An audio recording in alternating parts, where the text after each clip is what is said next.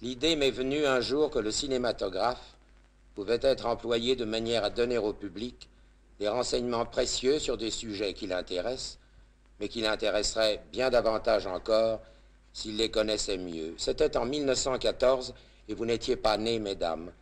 Chacun pensait alors que le cinématographe était une invention prodigieuse, une source inépuisable de surprises et d'agréments. On convenait déjà que mise au service de la science, elle pouvait être plus qu'agréable, utile. Mise au service des arts, il m'a paru alors que cette lanterne magique pouvait faire merveille. Et il y a 38 ans de cela, j'ai eu la prétention, vous savez bien que je les ai toutes, hormis celle d'être modeste, oui, j'ai eu la prétention de vous offrir aujourd'hui une courte série de documents exceptionnels. Le cinéma nous avait montré jusqu'alors des comédies, des paysages, des animaux en liberté et des souverains qui descendent rapidement de voitures. Ça ne manquait pas d'intérêt et les petites comédies que l'on photographiait en 1913 amusaient le public. On s'en moque aujourd'hui assez cruellement et bien injustement d'ailleurs. Certains comédiens célèbres d'autrefois sont ridiculisés à vos yeux par la précipitation de leurs gestes, précipitation que l'on augmente encore par la suppression d'une image sur deux. Plaisanterie doublement insolente pour l'artiste d'abord, et pour celui qui fit cette admirable invention. Le cinématographe a fait depuis 30 ans tous les progrès prévus, et même des progrès qu'on n'avait pas osé prévoir, et se moquer aujourd'hui de ces balbutiements, c'est rire d'un enfant qui fait ses premiers pas, alors qu'il conviendrait plutôt de s'en émouvoir à mon sens. Caméra, toi qui me regardes fixement, pendant que je parle, promène donc plutôt ton œil autour de moi. Et puisque je suis entouré d'œuvres d'art, profites-en. Tu y verras de jolies choses, tout un panneau de fleurs, ces soucis de Courbet, ce buisson de Van Gogh, la colombe de Picasso, ce dessin de Prudhon, ce Modigliani. Et je reprends ma causerie. À plusieurs reprises, j'avais vu, moi, les choses que je vais vous montrer. Et chaque fois, je m'étais dit, en pensant à vous, puisque je ne cesse jamais de penser à vous, je m'étais dit, ah, si le public voyait cela, comme il serait enchanté. Eh bien, j'espère ne pas m'être trompé. Je partais de ce principe que l'on double ses joies en les partageant, et je n'ai pas d'autre but aujourd'hui que de vous faire partager quelques-unes des joies que j'ai eues jusqu'ici. Ne vous êtes-vous jamais écrié en pensant au cinéma, ah, si l'on avait inventé cela plus tôt. Moi, je me le suis dit très souvent. Je me suis dit, quelle émotion nous aurions si tout à coup on nous montrait Praxitèle sculptant ce marbre, Rembrandt achevant ce dessin de lui, Shakespeare dédicaçant l'original d'Hamlet, Mozart au clavecin jouant une œuvre de lui, Voltaire faisant des mots d'esprit. Si nous pouvions voir ces visages, les regards de ces hommes, leurs gestes familiers, comme ce serait beau. Et si nous pouvions projeter sur l'écran Molière lui-même, en personne, jouant l'école des femmes ou le malade imaginaire, nous pourrions réprimer certaines pantalonnades et certains sacrilèges qui se sont perpétrés jadis ou récemment dans le but insensé de rajeunir des chefs-d'œuvre qui pourtant ne vieilliront jamais. L'article 227 du Code pénal qui prend sous sa protection les jardins publics devrait également sauvegarder les chefs-d'œuvre. Oui, je rêvais d'une encyclopédie nouvelle dont vous n'allez avoir encore qu'un avant-goût et qui nous permettrait de laisser des renseignements précis sur les faits importants et sur les gens illustres. Songez à ce que serait une statue de Mayol, faite entièrement, d'un bout à l'autre, devant un appareil qui l'aurait enregistré, de l'heure de sa naissance à son achèvement. Je sais que nous avons beaucoup de peine à admettre l'immortalité de ceux qui vivent en même temps que nous. Nous sommes enclins à toujours discuter les nôtres. Et si notre tempérament nous pousse à prédire volontiers de l'avenir à ceux qui nous plaisent, il cesse assez brusquement de nous plaire le jour où nos prédictions se sont réalisées. Un jour, j'ai parlé de Rodin comme cela pendant une heure à l'un de mes amis. Il m'a laissé parler et au bout d'une heure, il m'a dit « Oh, moi, tu sais, les hommes de génie, je m'en fous. » Ça m'a fait rire aussi, mais je m'obstine à croire que mon ami est idiot. D'autant plus qu'il s'est mis à critiquer Rodin, ce qui est tout bonnement insupportable. Ne pas admirer Rodin est un témoignage évident d'infériorité, et il est navrant d'avoir pour ami un être inférieur, mais ce qui est odieux, c'est d'entendre discuter un homme de génie par un homme inférieur. D'autant plus odieux que c'est toujours le même reproche qu'on lui fait. Formulé de la façon suivante, qu'est-ce que c'est que ces femmes sans tête, ces hommes sans bras, ces mains sans hommes? Qu'est-ce que c'est que ce sculpteur qui expose des statues qui ne sont pas terminées, qui ne sont pas complètes? Oui, les gens ordinaires trouvent extraordinaire qu'on puisse exposer un corps sans tête, alors qu'ils trouvent absolument naturel qu'on expose une tête sans corps, c'est-à-dire un buste. Un buste, en effet, ne les étonne pas, et volontiers ils disent de lui comme il est vivant, bien qu'il soit aussi impossible de vivre sans corps que d'exister sans tête. Or donc, en 1914, j'avais réuni ceux qui, dans toutes les branches de l'art, me semblaient incarner le génie de la France. C'étaient ceux de chez nous qui répondaient à ceux d'ailleurs. Et vous allez voir revivre un instant sous vos yeux 12 admirables Français qui furent mes amis intimes et qui, hélas, ne sont plus de ce monde. À tout seigneur, tout honneur. Voici l'hôtel Biron, magnifique demeure, vraiment digne de lui, que Rodin habitait et qui, depuis sa mort, est le musée Rodin. Et voici Auguste Rodin lui-même qui vient à notre rencontre.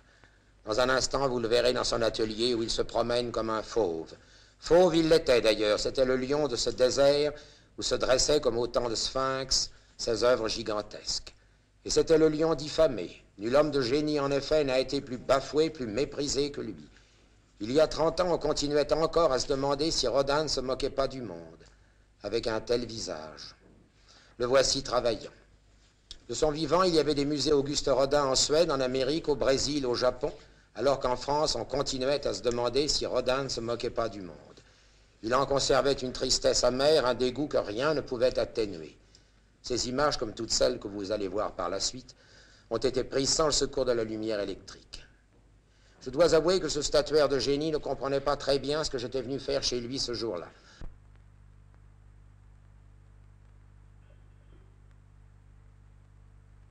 L'avant-veille, à déjeuner chez moi, je lui avais dit que je viendrais mercredi vous immortaliser. Il avait souri, mais ce jour-là, il me disait « Appelez ça comme vous voudrez, ce n'est jamais que de la photographie ».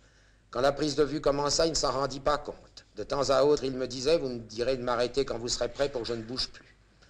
Je l'avais prié de ne pas m'adresser la parole, mais il n'en tenait pas compte, heureusement d'ailleurs, car à brûle-pourpoint, il m'a dit ce jour-là, figurez-vous que mon maître fut Carrier-Belleuse, il avait beaucoup de talent, il m'a donné des conseils, mais plus tard, j'ai été obligé de les lui rendre. Et c'est à cause de l'incompréhension coléreuse des gens devant une œuvre magnifiquement originale que la statue de Balzac par Rodin n'a été acceptée qu'après 40 ans de lutte, il y a cela 10 ans à peine. Même on ne trouvait pas la somme nécessaire pour payer le fondeur, puisqu'on m'a fait l'honneur de s'adresser à moi. Je regrette seulement qu'on n'ait pas accordé au Balzac de Rodin l'endroit de Paris que je m'étais permis de solliciter pour lui, c'est-à-dire devant l'Institut. Oui, puisque l'Académie des Beaux-Arts n'avait pas cru devoir accueillir Auguste Rodin, et puisque l'Académie française elle-même avait laissé Balzac à la porte, il eût été plaisant de le voir là, dehors, immortel véritable, et lui tournant le dos.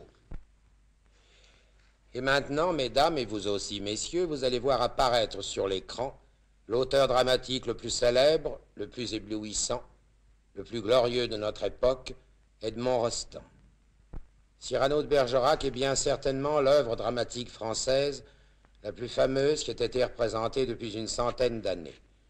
On aime à discuter une pièce dont la réussite littéraire et pécuniaire est considérable, car la haine et l'envie ne perdent hélas jamais leurs droits. Et cependant, il est également inexact de prétendre qu'une pièce est fatalement mauvaise parce qu'elle remporte une victoire et qu'elle est fatalement bonne parce qu'elle ne réussit pas. Ce raisonnement est un raisonnement de raté. Or, vous savez que les ratés ratent même leur raisonnement. Voici celui qui écrivit Cyrano de Bergerac à l'âge de 29 ans. On peut préférer à Cyrano les affaires sont les affaires d'Octave Mirbeau, Amoureuse de Portoriche ou L'Oiseau bleu de Maeterlinck, mais il n'en reste pas moins que Cyrano de Bergerac est un chef-d'œuvre. La prise de vue que voici a été faite dans le petit jardin d'une maison que j'avais Villa Dupont. Nous sortions de table ce jour-là, et Edmond Rostand, de la meilleure grâce du monde, voulut bien poser devant l'appareil. C'est ce jour-là qu'il écrivit chez moi son fameux sonnet à la cathédrale de Reims mutilé par les Allemands. Ils n'ont fait que la rendre un peu plus immortelle.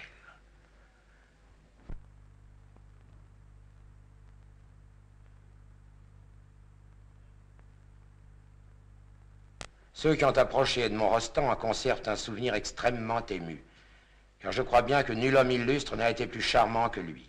Il était absolument impossible de ne pas aimer Edmond Rostand, et ne pas l'admirer serait un curieux témoignage de mauvaise humeur ou de mauvaise volonté. Je rêve d'écrire un livre qui s'appellerait La vie exemplaire de Claude Monet, car il ne me semble pas qu'on puisse imaginer un être plus parfait que lui. Son existence fut pure d'un bout à l'autre. Claude Monet pouvait se vanter de n'avoir jamais fait, ni dans sa vie privée, ni dans son art, une chose qui fût répréhensible. Je dis qu'il pouvait s'en vanter, mais vous pensez bien qu'il ne s'en vantait pas. Monet ne se vantait de rien. Ce qui différencie cet homme de la plupart des humains que j'ai jusqu'ici rencontrés, c'est que les autres vous donnent des conseils, tandis que Claude Monet vous donnait des exemples. Sa vie d'ailleurs était la plus simple du monde. Il regardait, mangeait, fumait, marchait, buvait et écoutait. Le reste du temps, il travaillait. En somme, il ne faisait que deux choses, travailler et vivre. Il avait d'abord travaillé pour vivre, y parvenant à peine, puis il avait ensuite vécu pour travailler. Il habitait Giverny, l'hiver comme l'été, se levait avec le soleil et se couchait en même temps que lui. Il ne fermait ni les persiennes, ni les rideaux des fenêtres de sa chambre, et c'étaient les premiers rayons du soleil qui le réveillaient. Sitôt levé, il mangeait une andouillette grillée, buvait un verre de vin blanc, allumait une cigarette et allait se mettre au travail. À midi, il était à table, à 2 heures de nouveau, il était devant sa toile, et lorsque le soleil disparaissait à l'horizon, il dînait et montait se coucher. Car il le disait lui-même, quand le soleil est couché, qu'est-ce que vous voulez que je fasse? Claude Monet ne voyait personne et ne recevait que ses amis très intimes. D'ailleurs, si on était son ami intime. Je n'ai jamais rencontré chez lui que Clémenceau, Octave Mirbeau ou Gustave Geffroy. Il passait pour un ours, et je sais que des artistes sont venus de tous les pays du monde pour le voir et qu'ils ne l'ont pas vu. Je sais même que des peintres, par admiration pour lui, vinrent s'installer, louèrent des maisons, en construisirent même tout autour de chez lui, et je sais qu'ils n'ont jamais pu lui parler. Monet connut la misère, l'indifférence et le mépris, et il m'a dit qu'à l'âge de 47 ans, il n'avait pas encore vendu une toile plus de 50 francs. Il n'en concevait aucune amertume, mais c'est assurément de là que venait son orgueil. Devenu riche, et il n'avait qu'un mot à dire pour l'être davantage, il n'avait qu'à dire « je vends mes tableaux », Monet n'avait qu'un seul luxe, ses fleurs. Son jardin était un des plus beaux jardins du monde. Il en décidait la couleur quelques mois à l'avance. Il disait « je veux qu'au mois de juin, tout mon jardin soit mauve, ou rouge, ou jaune ». Voici 2 tableaux de lui qu'il m'avait offerts. Le premier représente le bassin de Nymphéa qu'il avait créé, et un coup de vent sur la Loire. Il m'est arrivé de déjeuner un jour avec Rodin et Claude Monet. Au moment de passer à table, ils se sont fait des politesses. « À toi. Non, à toi. Je t'en prie. Non, passe le premier. Je n'en ferai rien. N'oublie pas que je suis de 1840. Mais moi aussi. Mais moi, je suis d'octobre. Mais moi aussi. Oui, mais pardon. Moi, je suis du 15. Moi aussi. » Ils étaient nés le même jour, ces 2 grands hommes. Or, je n'imagine pas qu'un événement pareil ait jamais pu se produire dans un autre pays que le nôtre. Nous sortions de table un jour et nous étions dans son atelier quand il me dit « Figurez-vous qu'une Américaine qui était venue l'autre jour ici pour m'acheter une toile m'a demandé de lui donner en plus un de mes pinceaux. Je me demande l'intérêt que cela peut avoir. Vraiment, il y a des gens qui ont des idées baroques. Vous ne trouvez pas? Non, je ne trouve pas. Et la preuve, c'est que je vais vous en demander un aussi. Un de mes pinceaux. Oui, ça vous ennuie? Pas du tout. J'avançais la main vers une trentaine de pinceaux très usagés qui se trouvaient là, alors il m'a dit « Oh, prenez-en au moins un neuf qui puisse vous servir à quelque chose. » J'ai choisi le plus vieux.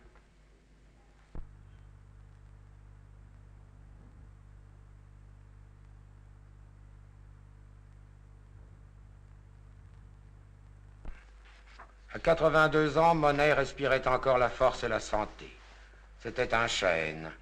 Il paraissait invulnérable. Comment, par où la mort allait-elle le prendre? Eh bien, elle le prit par la ruse, lâchement.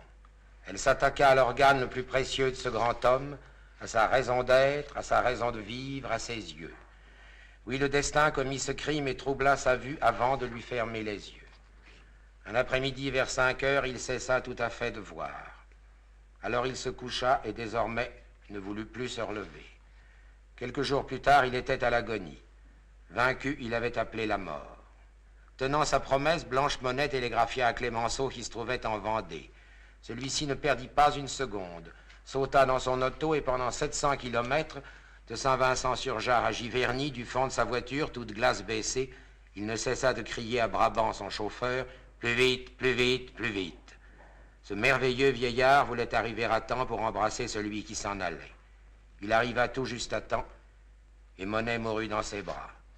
Pendant 2 jours, Clémenceau dormit dans la chambre voisine de celle où reposait son vieil ami. Silencieux, émouvant, il assista à la mise en bière. Mais quand l'homme des pompes funèbres voulut recouvrir le cercueil du voile noir traditionnel, Clémenceau le lui prit des mains. « Non, dit-il. » Puis, ayant regardé tout autour de lui, il alla à la fenêtre, arracha l'un des rideaux de toile fleurie, et lui-même il en couvrit le cercueil du grand peintre en disant à mi-voix « Pas de noir pour Monet, le noir ce n'est pas une couleur. »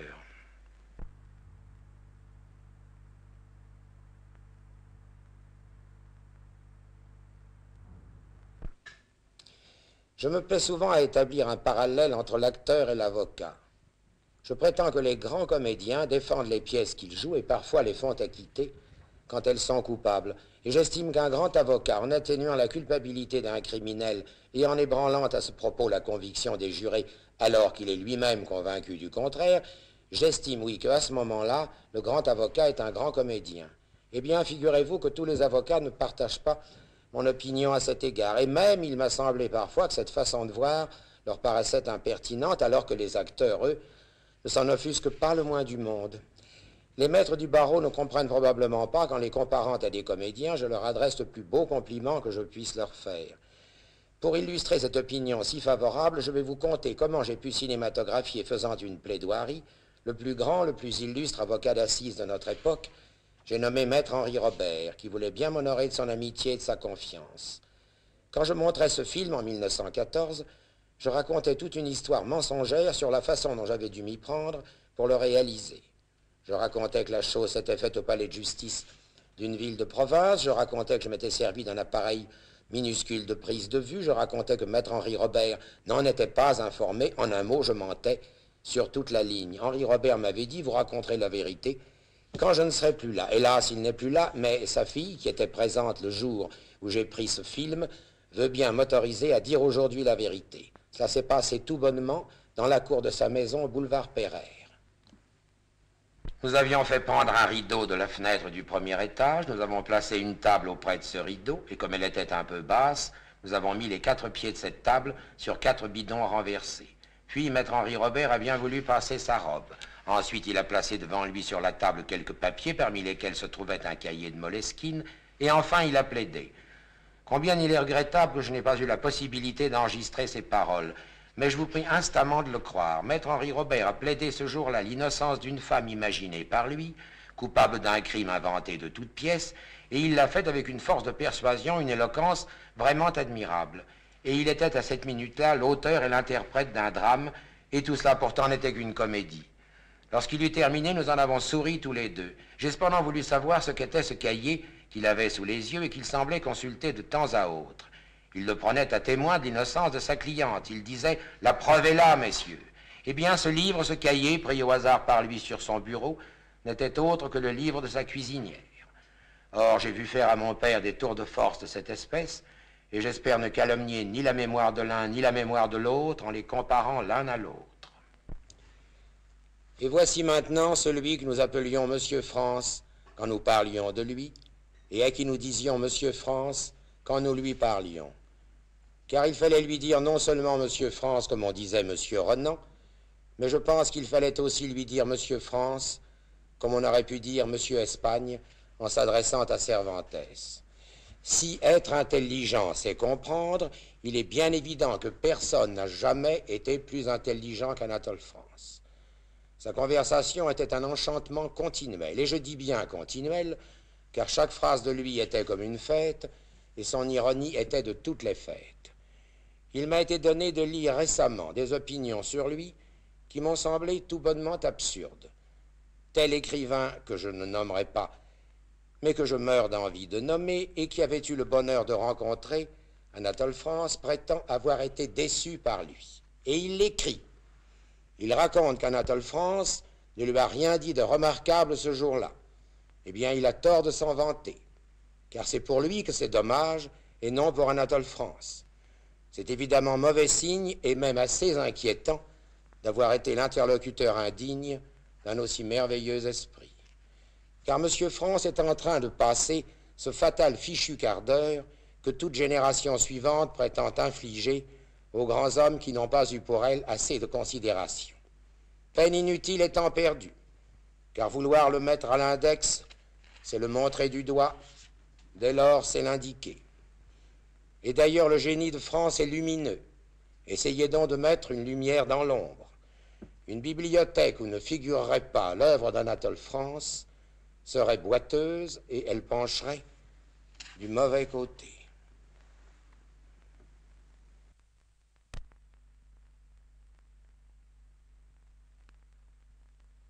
Or, ce jour-là, bien entendu, M. France nous a dit des choses ravissantes.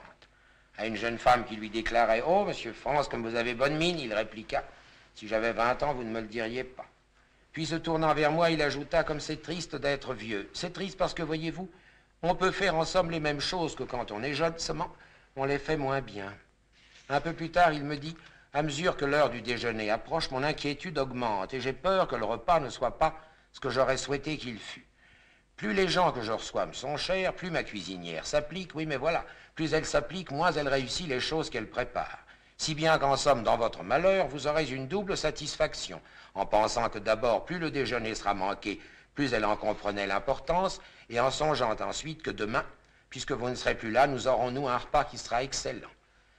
J'avais demandé à M. France de bien vouloir écrire quelque chose pendant qu'on le cinématographiait. En passant, permettez-moi de vous faire remarquer l'encrier dont il se sert. C'est celui de sa cuisinière, car ce jour-là, il n'y avait chez Anatole France ni plume, ni encre, ni papier, ni buvard. Voyez comme ses mains sont belles. Il vient de faire 2 pâtés, et ça le fait sourire. Où va-t-il essuyer sa main tachée d'encre? Oh, sur son pantalon, mais bien sûr.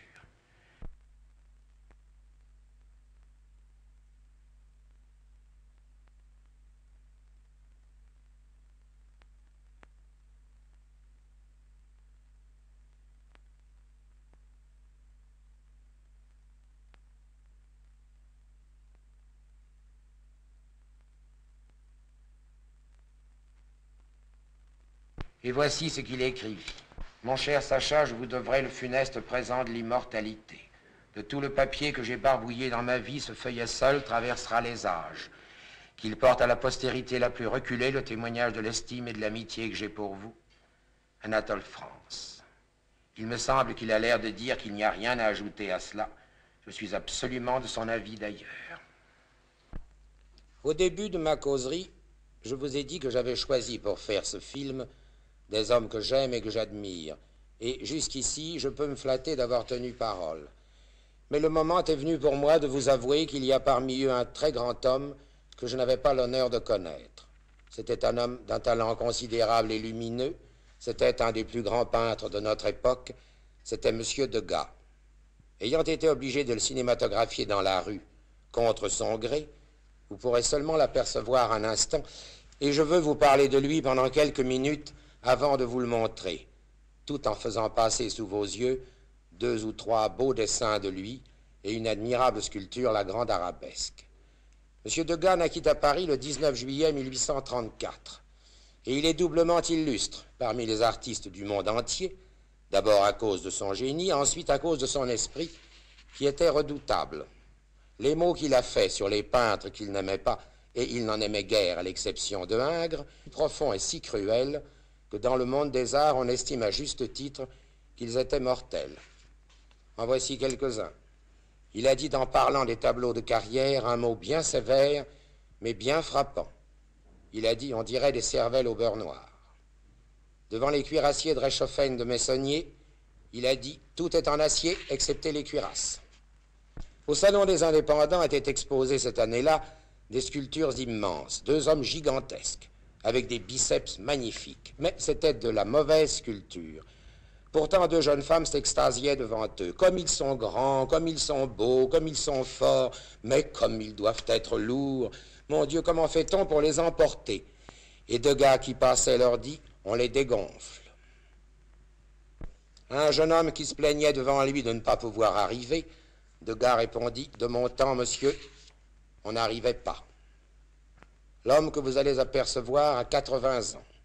Il est pauvre, maussade, presque aveugle, et c'est un peintre de génie. Voici monsieur Degas.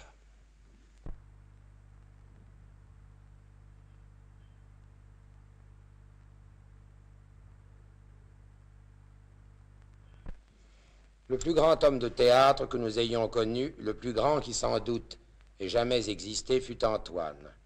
Révolutionnaire et conservateur, il créa le théâtre libre, fonda le théâtre Antoine, dirigea l'Odéon, mais son rêve, son but, la comédie française, il ne l'obtint jamais. Et l'on repense à Clémenceau, qui avait sauvé la France et à qui l'on refusa la présidence de la République. Courageux, déterminé, actif et brûlant d'un immense amour pour le théâtre, Antoine, employé à la Compagnie du Gaz, fut célèbre du jour au lendemain. Comédien singulier, comme le sont ordinairement ceux qui se trouvent livrés à eux-mêmes, il donna pourtant l'exemple d'un jeu sobre et puissant, dépourvu d'artifice. Mais l'acteur s'effaçait devant le chef d'école, qui, lui, avait à se défendre et à triompher de l'animosité constante, hélas, de la critique. Il n'a pas voulu rompre avec la tradition, mais il a balayé toutes les conventions qui lui semblaient absurdes, et pris de naturalisme, il prétendit que l'on pouvait jouer vrai, et il fit mettre de véritables serrures aux portes des décors. Nous lui devons Poil de Carotte, Boubou-Roche et quelques autres. Mais soyons-lui reconnaissants surtout d'avoir banni l'emphase et la sensiblerie, ce qui fait que nous sommes et resterons toujours ses obligés. Lorsqu'Antoine fonda le Théâtre Libre, il avait 30 ans. Après 9 ans d'un travail acharné, il avait conquis Paris et il avait 100 000 francs de dette. Il créa le Théâtre Antoine pour pouvoir les payer et il les paya. Il resta 9 ans au Théâtre Antoine, il y connut la gloire, le succès et la fortune, mais toutes les années ne furent pas belles et au bout de 9 ans, il avait 100 000 francs de dette.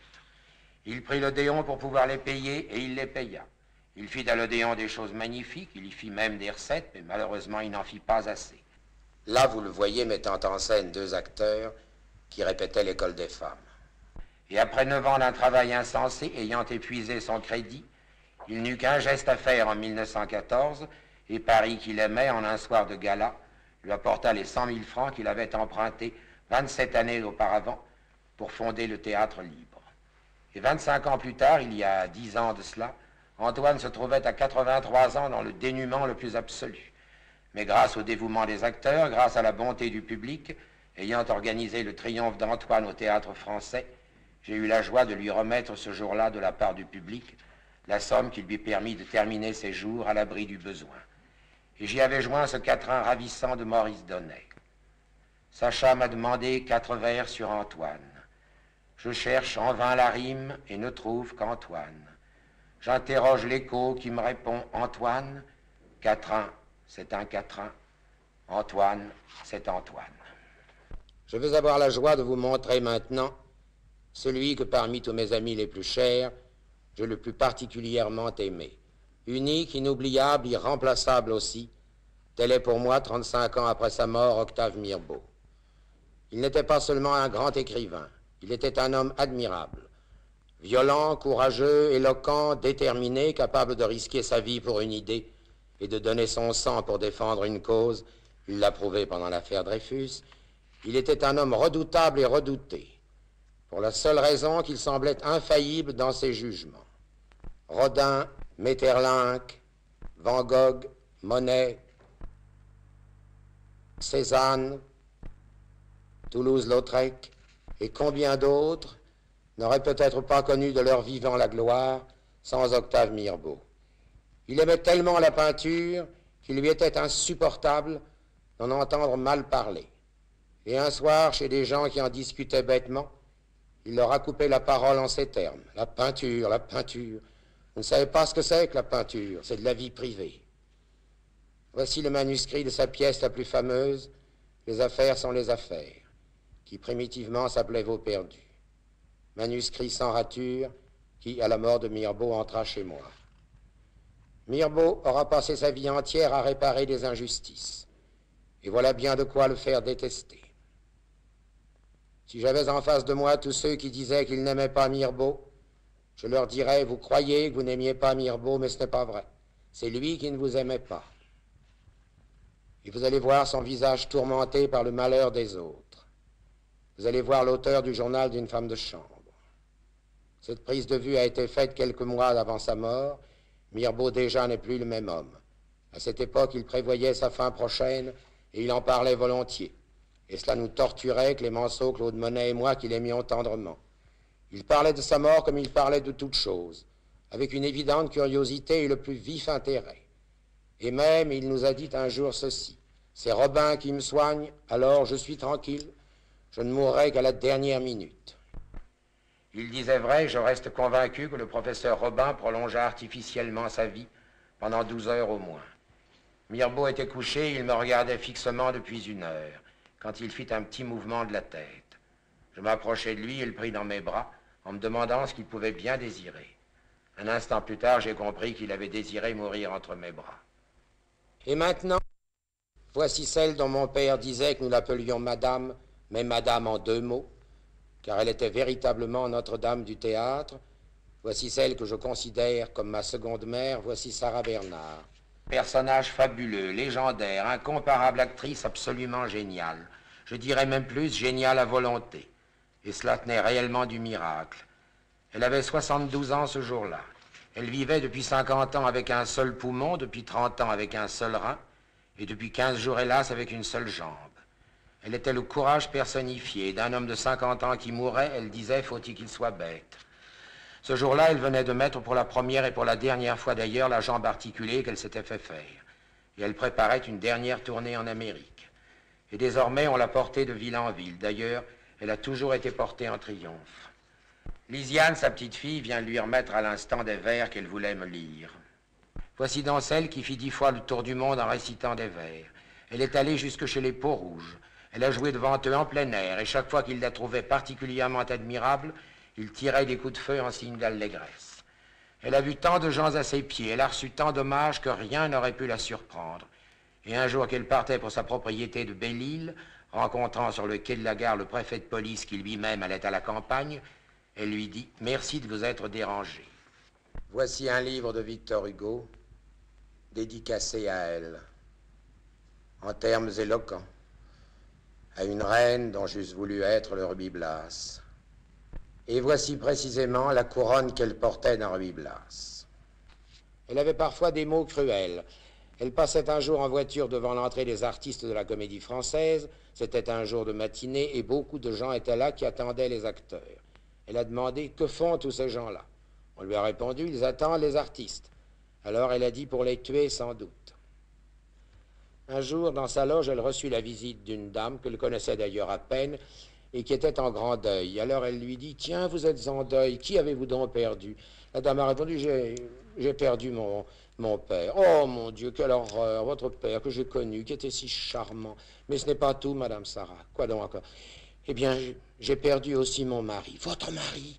Cet homme charmant avec les grandes moustaches, oui, mais il est mort. Mais c'est affreux, mais c'est horrible, ce n'est pas tout, Madame. Mais mon Dieu, qu'est-ce qu'il y a donc encore ? Vous savez, mon fils, eh bien, il est mort.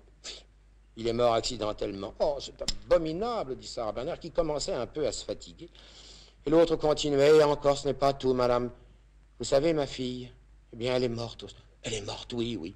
Et ma grand-mère est morte dans un ascenseur. Mon Dieu, mais c'est affreux, tout cela. Oh oui, Madame, c'est affreux.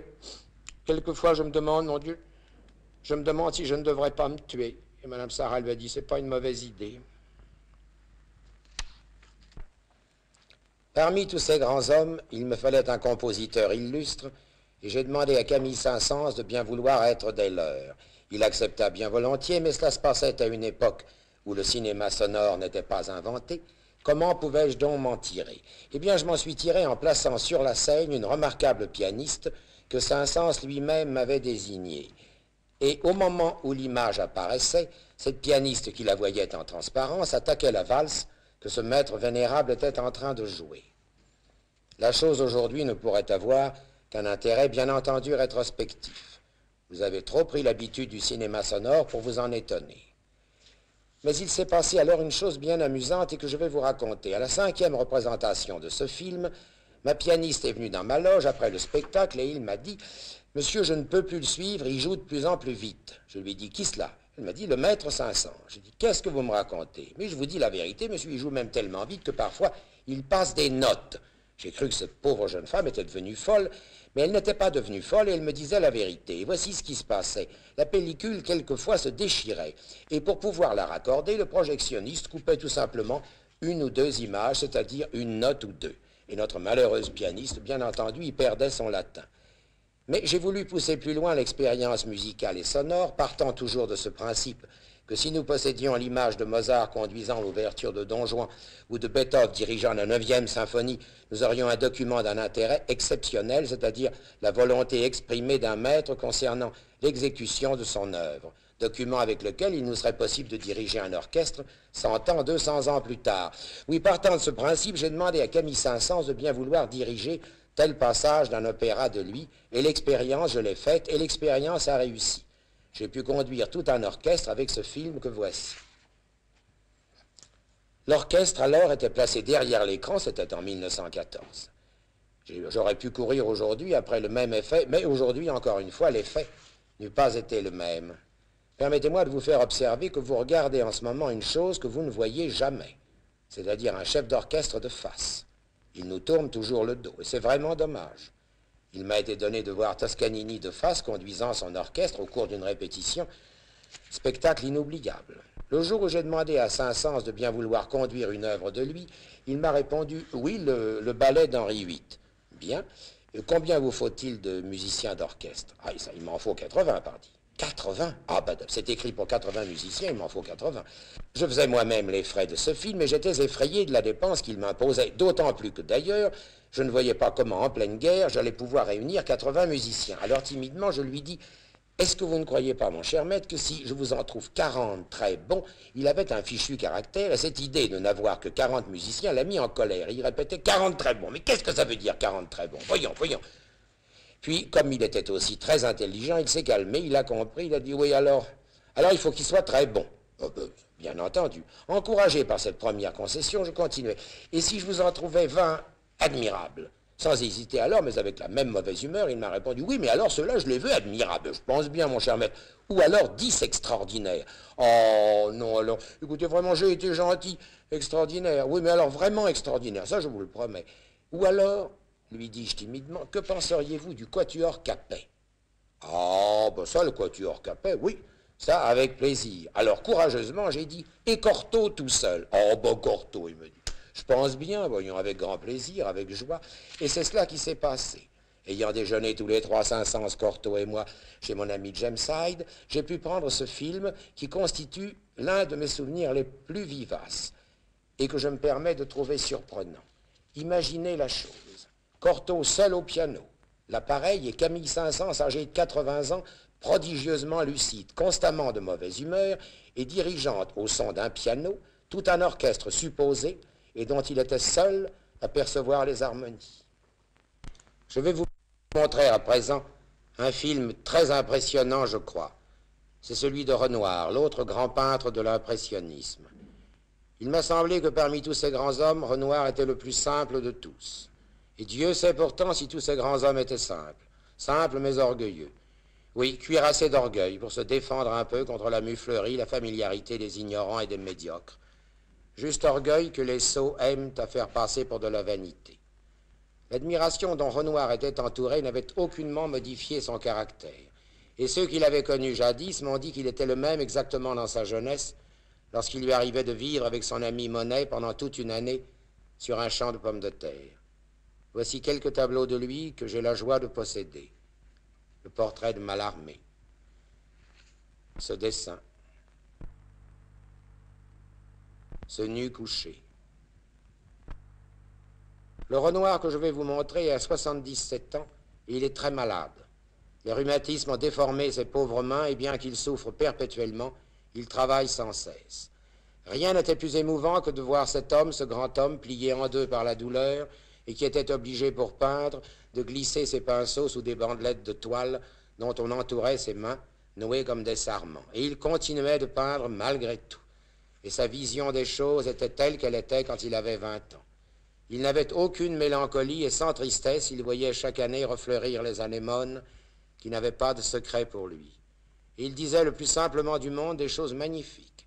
S'étant aperçu que des toiles de lui faites 30 ans auparavant avaient un peu perdu de leur éclat, il employait depuis quelques années les tons les plus vifs de sa palette, et si on lui en demandait la raison, il disait « Je travaille à présent pour l'avenir, et les toiles que je fais aujourd'hui seront bien dans 20 ans. » Voici Auguste Renoir. Et là, vous les voyez, ces pauvres mains déformées par le mal. L'enfant qui se trouve auprès de lui est son plus jeune fils. Et c'est aujourd'hui Jean Renoir, le cinéaste bien connu. Et voici son portrait d'ailleurs, quand il avait 6 ans. Admirable tableau de son illustre père que j'ai toujours sous les yeux. Et c'est ce gosse attentif qui pressait sur la palette les tubes de couleurs dont Renoir avait besoin, car il n'avait plus la force de le faire lui-même.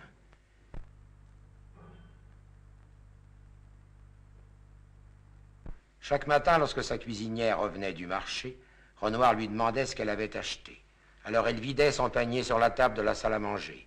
Généralement, c'était là qu'il travaillait, et il choisissait parmi les légumes et parmi les fruits le sujet d'une nature morte qu'il faisait immédiatement, car pour lui, chaque chose était un sujet de toile.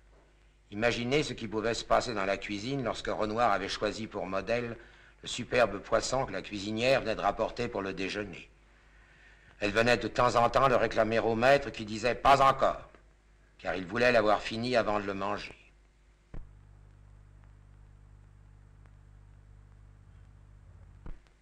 Je me trouvais chez Renoir le jour où il apprit qu'il était nommé commandeur de la Légion d'honneur.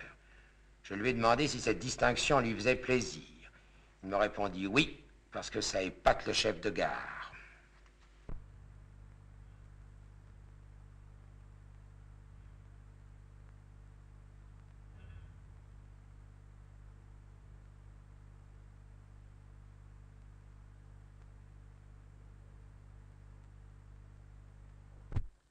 C'est un tableau de Renoir qui atteignit le prix le plus élevé qu'on ait jamais connu. Ce tableau se trouve à la Tate Gallery à Londres. Il est intitulé La Loge. Il l'avait vendu jadis 1500 francs. Madame Courtauld l'a payé 3 millions. Il en vaut aujourd'hui certainement 50.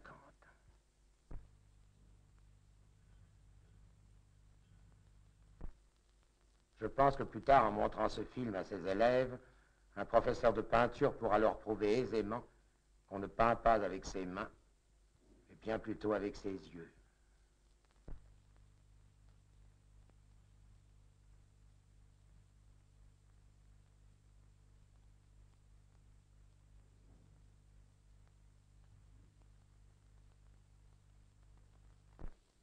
Et maintenant, parmi tous ces hommes admirables et que j'ai tant aimés, voici le seul qu'il m'est impossible de regarder moi-même désormais.